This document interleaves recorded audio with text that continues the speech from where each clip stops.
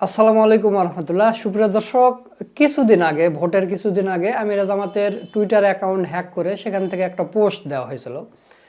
তো আমিরা জামাত শুধু একটা পোস্ট করেছে, এই কারণে মনে করেন যে এই বামেরা, ছাত্রদল, বিএনপির নেত্রীরা সবাই রাস্তায় নেমে এসে ঝাড়ু মিছিল করলো। অথচ এই নির্বাচন পরবর্তী 2-3টা ধর্ষণের ঘটনা ঘটে গেছে। 3 সন্তানের জননীকে ধর্ষণ করা হয়েছে। এই নারীবাদীদের কোনো আওয়াজ পাওয়া যাচ্ছে না। এরা কোথায়? কোনো গর্তে লুকিয়ে আছে নাকি? জামাতের আমির বলেছে যে নারীরা যারা বাইরে চাকরি করবে, এরকম একটা পোস্ট করেছিল। এতেই তাদের জ্বলে গেছিল। সারা বাংলাদেশের ঝাড়ু মিছিল কত কি দেখবেন এই নারীবাদীরা, এই শাহবাগীরা এবং বিএনপি ছাত্রদলের নেতাকর্মীরা রাস্তায় নেমে মিছিল করলো। অথচ আজকে কয়েকটা ধর্ষণ হয়ে গেল, এদের কোনো সার শব্দ পাওয়া যাচ্ছে না। ও জামাতের যদি কেউ কিছু করে তাহলে এটা তো আর অ্যাকাউন্ট হ্যাক করে দেওয়া হয়েছে, তাহলে রাস্তায় নামা যাবে। জামাতের আমিরের পোস্টই বড় তোদের কাছে। কোনো নারী যদি ধর্ষণ হয়, নারীকে যদি অত্যাচার করা হয়, সেটা তোদের কাছে বড় নয়। বা এটা বিএনপি দ্বারা যে হয়েছে, এটা নিয়ে আর মিছিলে নামা যাবে না। নারীবাদীদের এখন পিছনে আর কুরকুরানি বাড়াচ্ছে না। এটা যদি জামাতের কেউ করতো তাহলে এদের কুরকুরানি ঠিকই হতো এবং ওই লাঠি সোটা নিয়ে এরা রাস্তায় নামতো, ঝাঁটালে না রাস্তায় নামতো। তো দর্শক, আপনারা ভালো করে বুঝে নেন, জেনে নেন, এই নারীবাদীরা এরা কখনো ইসলামের পক্ষে নয়, কখনো দেশপ্রেমের পক্ষে নয়। এরা সবসময় ইসলামের বিপক্ষে, দেশের বিপক্ষে। এরা হচ্ছে ভারতের পক্ষে, এরা হচ্ছে শয়তানের পক্ষের লোক। এবং এদের সাথে যারা ঝাড়ু মিছিল করেছিল বিএনপি ছাত্রদল নেতাকর্মীরা, তারা কোথায়? ও আজ তোরা তো মিছিল করবি না বা কোন আন্দোলনও করবি না, কিন্তু কখন করবি? তখন আর লাভ হবে না। যখন তোর মা, তোর বোন ধর্ষণ হবে, তখন আন্দোলন করতে চেয়েও পারবি না। প্রকৃতি তার নিয়ম অনুযায়ী চলে, তার যা কিছু প্রাপ্য সে দিয়ে দেয়। তো দর্শক, এই বিষয় নিয়ে আর কথা বলতে চাচ্ছি না, কারণ এদের নিয়ে কথা বললে বা গন্ধ বের হয়, এদের গায়ে গন্ধ। তো এখন চরমোনাইয়ের বিষয়ে কিছু কথা বলি। আপনারা স্ক্রিনে দেখেন, চরমোনাই তো সবগুলো আসনে জামানত হারাইছে। চরমোনাই পীর 143টা আসনে এ গ্রেডে থেকে সবগুলো আসনে জামানত হারাইছে, রেকর্ড পরিমাণ হেরেছে। তারা সারা বাংলাদেশে একটা আসন পেয়েছে। আর চরমোনাইয়ের যেগুলো স্মার্ট নেতারা এবার প্রার্থী হয়েছিলেন, তারা কিন্তু পদত্যাগ করতেছে, একের পর এক পদত্যাগ করতেছে এবং বলতেছে যে জামাতের সাথে জোটে থাকলে আমরা অনেকগুলো আসন পেতাম। কলরবের কয়েকজন শিল্পী দাঁড়াইছিল, তারপর ঢাকাতে দাঁড়াইছিল। আপনারা জানেন গতকালকে এই বিষয় নিয়ে সোশ্যাল মিডিয়ায় হইচই শুরু হয়ে গেছে। তো চরমোনাইয়ের পতন এইভাবেই শুরু হয়ে গেছে। আর এরা যে পীর ব্যবসা করে, এটা একটা ভুয়া, একদম ভুয়া।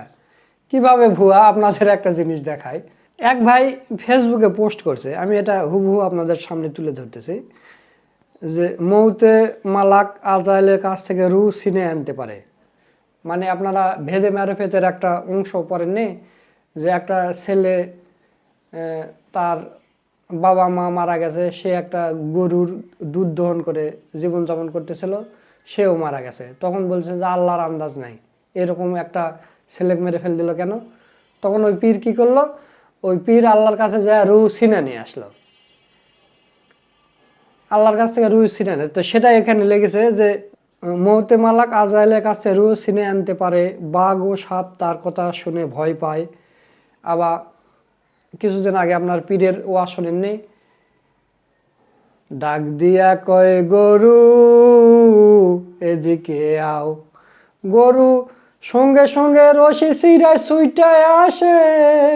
হাসান দূরে একটা গরু বান্ধা, দাদাদার রহমাতুল্লাহ হাত উপরে দিকে উঠাইয়া ডাক দিয়া বলে গরু এদিকে আও। ডাকের সঙ্গে সঙ্গে গরু তার রশি ছিঁড়া দৌড় দিয়ে এসে দাদাদারের সামনে এসে, তখন দাদাদার বলে গরু কিন্তু কথা শোনে, মানুষ কথা শোনে না, এরকম শোনেননি? ওরে দুনিয়ার মানুষ, আমাদের কথা শুনলি না, দেখ গরু পর্যন্ত আমাদের কথা মানে। পুলিশ গ্রেপ্তার করতে আসলে ওয়ারেন্ট পেপার সাদা হয়ে যায়, যেটা ওই রেজাউন রফিকই বলেছিল ওয়ারেন্ট পেপার সাদা হয়ে গেছে। এরপর কিয়ামতের দিবসে জাহাজে কইরা জান্নাতে নিতে পারে, কিন্তু ব্যালট পেপারে কোনো কেরামতি দিয়ে জিততে পারে নাই। এই জন্যই বলে মুরিদ আছে ভোট নাই, জোটে নাই, তার নাম চর্ম নাই। তো এই হলো কথা। সাপ ব্যাং কুচা এগুলো সব কথা শোনে পীরের, এবং আল্লাহর দরবার থেকে রু চিনে আনতে পারে এই পীরেরা, অথচ ব্যালট বাক্সে তাদের ভোট ফালাতে পারে না। তো যাই হোক, এরা হচ্ছে ভণ্ড পীর, এতে আপনাদের কোনো সন্দেহ নেই। তো এই ভণ্ড পীরেরা আবার কি বলেছে দেখেন। এক পীর বলতেছে ইসলামী আন্দোলন সহযোগিতা না করলে বিএনপি সরকার গঠন করতে পারতেন না, এটা সত্য কথা। এবং আর এক পীরও বলতে চরমনায় সহযোগিতা না করলে বিএনপি সরকার গঠন করতে পারতো না। তো জোট থেকে বেরিয়ে না গেলে বেরিয়ে যাওয়া অনেক ক্ষতি হয়ে গেছে। বেরিয়ে যাওয়ার পরে অনেকগুলো হয়েছে, কারণ চরমনায়ের প্রার্থীরাই বলতেছে, কলরবের শিল্পী যারা ছিল তাদের কয়েকজনকে প্রার্থী করা হয়েছে, তারাই বলছে যে চরমনায় জীবনে এত ভোট পায় না, কিছু ভোটের ব্যবধানে হেরেছে, যদি জামাতের জোটে থাকতো তাহলে চরমনায় জিতে যেত, অনেকগুলো আসন পেত। তো যাই হোক, এই বিষয় নিয়ে আর কথা বলতে চাচ্ছি না। দর্শক, আপনারা জানেন আমি গত 2 দিন থেকে ভিডিও দিচ্ছি, যে নাটোরের যে ভিডিওটা দিয়েছি আপনারা দেখেছেন, যে জামাতের মিছিলে যাওয়ার কারণে, জামাতকে ভোট দেওয়ার কারণে কয়েকজনের বাড়ি ঘরে হামলা করা হয়েছে, এবং একজন মহিলা কাটতেছে আর বলতেছে যে আমার 3টা মেয়ে, আমার মেয়েদের বিয়ে হবে না, ও স্বামী তুমি কেন জামাত করতে গেলে? তুমি কেন জামাত করতে গেলে স্বামী রে? ও স্বামী তুমি কেন জামাত করতে গেলে স্বামী? আমার 3টা ভাই, আমার একটা ভাইয়া বিয়ার কথা চলতেছে স্বামী রে, তুই কি করলি স্বামী রে? তো এই ভিডিওটা আমরা ব্যাপকভাবে প্রচার করেছিলাম, আপনারাও শেয়ার করেছেন এবং আপনারা কমেন্ট করেছেন যে জামাতে ইসলামের উচিত এদের বাড়িঘর মেরামত করে দেওয়া এবং এদের পরিবারের দায়িত্ব নেওয়া।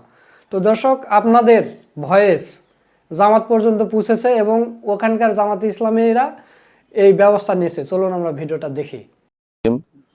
নাটোর 4 ত্রয়োদশ জাতীয় সংসদের 11 দলীয় জোট দাঁড়িপাল্লা প্রার্থী আজকে আমরা ছিলাম, ইলেকশন করেছি।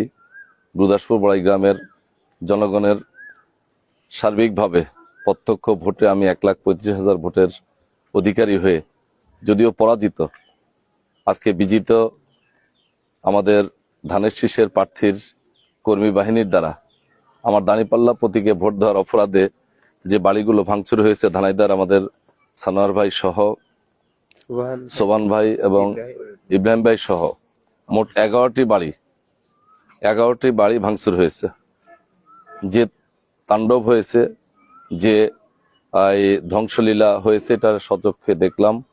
আসলে মিডিয়ার মাধ্যমে এর আগে দেখেছি, এখন নিজের সচক্ষে দেখে নিজের কাছে আসলে প্রতিবাদের কোনো ভাষা আর নাই।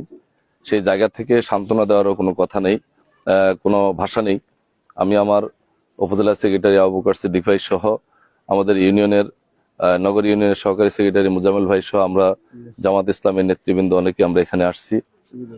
আমাদের ইসলামী ছাত্র শিবিরের বড়াইগ্রাম থানার নাটোর জেলার অন্যতম নেতা নাজমল এখানে আছেন।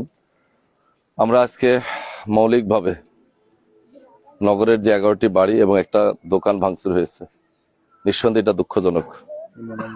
আমাদের ইউনিয়ন আমিরকে যে নির্মমভাবে যে আহত করা হয়েছে, এই দৃশ্য ভাষার প্রকাশ করার মতো না। মৃত্যুর সাথে পাঞ্জা লড়ছে রাজশাহী মেডিকেলে। আমরা খুবই মর্মাহত, তাকে বাঁচাতে যে রফিক ভাই আহত, যে আহতের দৃশ্যগুলো আসলে বলার মতো না। আমরা মনে করি যে আসলে মানুষের উপরে এত নির্মম অত্যাচার করতে পারে, এটা আমি ভাষায় প্রকাশ করতে পারবো না। এবং একই সাথে একই পাড়া, একই মহল্লা, একই প্রতিবেশী, নির্বাচনের প্রতিযোগিতা থাকবে, দল এবং বিরোধী দল থাকবেই, জয় এবং পরাজয় থাকবেই। আমি ব্যক্তিগতভাবে আমার নির্বাচনে আমি এবং আমার কোনো নেতা কর্মীরা আচরণবিধি লঙ্ঘন করে বিরোধী মতের কোনো নেতা কর্মীর সাথে অসৎ আচরণ আমরা করি নাই। কেউ বলতে পারবে না, এই ব্যাপারে আমি চ্যালেঞ্জ করতে পারি। কিন্তু নির্বাচিত হওয়ার পরে আমাদের বিরোধী প্রার্থী এবং তার বিরোধী প্রার্থীর পক্ষ থেকে তার নেতাকর্মীরা গুরুদাসপুর বড়াই গ্রামের বিভিন্ন জায়গায় যে তাণ্ডব চালাচ্ছে, এটা একটা অগণতান্ত্রিক আচরণ বলে আমি মনে করি। এটা কোনো গণতান্ত্রিক আচরণের মধ্যে পড়ে না। এবং এটা নির্বাচনে বিজয়ের পরে যে আচরণ, এটা নিঃসন্দেহে খুব ন্যাক্কারজনক এবং খুব নিন্দনীয়। আমি আমার জায়গা থেকে এ সমস্ত বাড়ি ভাঙচুর বা ধ্বংসলীলার প্রতিবাদ জানাচ্ছি এবং যারা এর সাথে সংশ্লিষ্ট তাদেরকে আইনের আওতায় আনার ব্যাপারে আমি প্রশাসনের দৃষ্টি আকর্ষণ করছি, জোর দাবি জানাচ্ছি। আমি গতকালকেই নবনির্বাচিত মাননীয় সংসদ সদস্য আব্দুল আজিজ ভাইকে স্পষ্ট ভাষায় বলেছি, আপনি নির্বাচিত হয়েছেন, আমি আমার জায়গা থেকে পরাজিত অবস্থানে আপনার কাছে বিনয়ের সাথে আবেদন, আপনি আপনার এই সন্ত্রাসী কর্মকাণ্ডের যে সমস্ত তাণ্ডব চলছে এগুলাকে থামান। তিনি বলেছেন যে ঠিক আছে, আমি দেখব। এবং একই সাথে আমরা মাননীয় জেলা প্রশাসক, মাননীয় পুলিশ সুপার এবং 2 ওসি মহোদয়কে আমরা বলেছি, শুধু এখানেই না, গুরুদাসপুর বড়াই গ্রামের বিভিন্ন জায়গায় আমি গতকাল সাংবাদিক সম্মেলনে পেশ করেছি সেই কথাগুলো। আজকেও আমি স্বচক্ষে দেখে নিজের কাছে আসলে নিজেকে ধরে রাখার মতো কোনো অবস্থান নেই। তবে আমাদের সাংগঠনিক সিদ্ধান্ত, সেন্ট্রাল ইতিমধ্যেই ইসলামী ছাত্র শিবির এবং জামাত ইসলামীর কেন্দ্র থেকে যে নির্দেশনা, যে বাড়িগুলোতে ধ্বংসযোগ্য হয়েছে প্রত্যেকটি বাড়ি মেরামতের জন্য, প্রত্যেকটি বাড়ি মেরামতের টোটাল দায় দায়িত্ব আমরা নিয়ে নিলাম। আমাদের সংগঠনের পক্ষ থেকে এই 11টি বাড়ির এবং দোকানের 100% ক্ষয়ক্ষতি পূরণ করে দিতে না পারলেও আমরা অবকাঠামোগত সংস্কার, বিশেষ করে ঘর নির্মাণের যে কাজগুলো, এগুলো সুন্দর সুচারুরূপে আমরা আমাদের টোটাল সাংগঠনিক দায়িত্বে সম্পূর্ণ করে দেবো ইনশাল্লাহ। সুপ্রিয় দর্শক, আপনারা ভিডিওটা দেখলেন যে জামাতে ইসলামী কিন্তু তাদের বাড়িঘর মেরামত এবং তাদের যে কোনো সাহায্য সহযোগিতা যা লাগবে তারা করতে প্রস্তুত আছে। আপনারা এই মানে আওয়াজটা তুলেছেন বলেই এটা কিন্তু সবার কাছে পৌঁছেছে এবং জামাতে ইসলামী এই উদ্যোগটা নিয়েছে। তো আপনারা চাইলে অনেক কিছুই করতে পারেন। দর্শক, ভিডিও শেষ করার আগে আপনাদের আরেকটা জিনিস তথ্য দিয়ে রাখি, সেটা হচ্ছে যে জামাত ইসলামী বিএনপির একটা মন্ত্রীর পিছনে জামাত ইসলামের আরেকটা মন্ত্রী থাকবে, ছায়া মন্ত্রী। সে যদি কোনো অকাম করে বা দুর্নীতি করে সেগুলো ডকুমেন্টারি সহ জামাত ইসলামের মন্ত্রীরা সেগুলো ফাঁস করে দিবে, প্রকাশ করে দিবে। তো এটা বইয়ের বিশ্বে অনেক দেশে আছে ছায়ামন্ত্রী। তো জামাত ইসলামী সেই ছায়ামন্ত্রী করতে যাচ্ছে এবং জামাত ইসলামীর যে 32টা আসনে জামাত ইসলামীকে কারচুপি করে হারানো হয়েছে, তো সেই 32টা আসনে জামাত ইসলামী অভিযোগ দিয়েছিল। এখন তারা বলছে যে গেজেট পাস হয়ে গেছে, এটাতে আর কিছু করার নেই, আপনারা আইনি পদক্ষেপ নেন। তো জামাত ইসলামী আইনি পদক্ষেপ নিতে যাচ্ছে 32টা আসনে। জামাত ইসলামী এখানে জিতবে, কারণ জামাত ইসলামের কাছে যে পরিমাণ ডকুমেন্টারি আছে আপনারা অবাক হয়ে যাবেন। গতকালকের ভিডিওতে আপনাদের দেখাইছি যে ইশরাক হোসেনের আসনে কি কি করছে।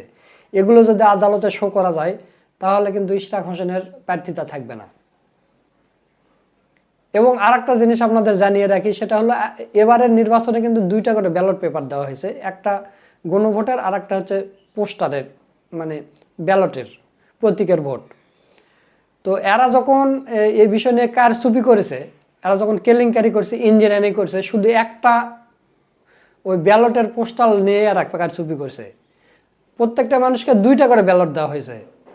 এরা যখন একটা নিয়ে কারচুপি করছে তখন ওই দ্বিতীয় যে গণভোটের যে ব্যালট, এটার আর এরা মিল রাখতে পারতেছে না, এটা আর মিল রাখতে পারতেছে না। তো কোথাও দেখা যাচ্ছে যে গণভোটের ব্যালট একটা কেন্দ্রে পড়েছে ধরেন 20,000, গণভোটের ব্যালট পড়ছে 20,000, অথচ দেখা গেল প্রতীকের ব্যালট পড়ছে 40,000, মানে এইরকম হয়ে গেছে। তাহলে তো একটা মানুষকে তো 2টা করে ব্যালট দেওয়া হয়েছে, তাহলে প্রতীকের ব্যালট ডবল হচ্ছে কিভাবে? এগুলোর হিসাব মিলাতে হবে না? অবশ্যই হিসাব মিলে দিতে হবে। তো যেহেতু এরা তড়িৎ করে আমলারা এই মানে সচিবেরা বিএনপিকে জিতিয়ে দিয়েছে, আপনারা ভিডিওতে শুনেছেন যে মিয়া গোলাম পরোয়ারকে হারিয়ে দিয়ে বিএনপির কোন এক নেতাকে ফোন করে সেই উল্লাস করতেছে। আপনারা ভিডিওটা দেখেন। জি জি জি 2700 after the postal ballot জি সব মিলে 2700 জি জি মার্জিন যা হোয়াট এভার ইট ইজ জি যে জামাতে হারাইছে জি গোলাম পরোয়ার হারাইছে জি সব আপনার ব্লেসিং, অল ইউর ব্লেসিং, আপনি ছিলেন প্রার্থী।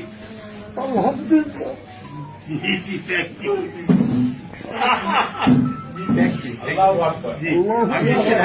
বাঘ মারছে চাচা, বাঘ মারে দিছে। দর্শক, আপনারা ভিডিওটা দেখলেন, এইভাবে জামাত ইসলামের হেভিওয়েট প্রার্থীদেরকে হারানো হয়েছে। কিন্তু জামাত ইসলামী আদালতে যাচ্ছে আইনের মাধ্যমে, অবশ্যই এখান থেকে দেখবেন যে অনেকগুলো আসন জিতে আসবে ইনশাল্লাহ। তো দর্শক, আজকের ভিডিওটা আপনাদের কাছে কেমন লেগেছে তা অবশ্যই কমেন্ট করে জানিয়ে দিবেন। ভিডিওটা ভালো লাগলে শেয়ার করবেন। সকলকে ধন্যবাদ। আসসালামু আলাইকুম ওয়া রাহমাতুল্লাহ।